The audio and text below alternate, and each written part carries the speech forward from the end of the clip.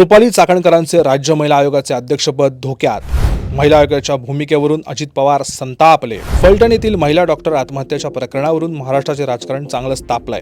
या प्रकरणात महिला आयोगाच्या अध्यक्ष रुपाली चाकणकर यांनी घेतलेल्या भूमिकेमुळे मोठा वाद निर्माण झालाय. तर चाकणकर पीडितेलाच आरोपीच्या पिंजऱ्यात उभे करत असल्याचा थेट आरोप विरोधकांनी केलाय. पीडितेच्या वडिलांनीही चाकणकर यांच्या वक्तव्यावर तीव्र आक्षेप घेत थेट उपमुख्यमंत्री अजित पवार यांच्याकडे तक्रार केली आहे. आता अजित पवार देखील यांनी रुपाली चाकणकर यांच्या घेतलेल्या भूमिकेवर संताप व्यक्त केलाय.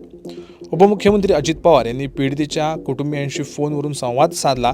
यावेळी कुटुंबियांनी महिला आयोगाच्या भूमिकेवरती तीव्र नाराजी व्यक्त केली. अजित पवारांनी या संपूर्ण प्रकरणाची गंभीर दखल घेतली आहे. अजित पवार म्हणाले, मी नेहमी सत्याच्या बाजूने असतो. रुपाली चाकणकर यांच्या मताशी आम्ही सहमत नाही. या संदर्भात आम्ही त्यांच्याशी विचारणा करणार आहोत. त्यांच्या मताचे आम्ही कोणीही समर्थन करणार नाही. तसेच त्यांनी का केले याची देखील विचारणा करणार असल्याचं अजित पवारांनी पीडित कुटुंबियांना सांगितलं आहे. दरम्यान अजित पवारांनी घेतलेल्या भूमिकेबद्दल रुपाली चाकणकरांचे राज्य महिला आयोगाचे पद हे संकटात सापडण्याची सध्या चर्चा आहे. आता अजित पवार नेमका काय निर्णय घेत आहेत आणि रुपाली चाकणकरांना जाब विचारतात का, आता हे पाहणं महत्त्वाचं आहे.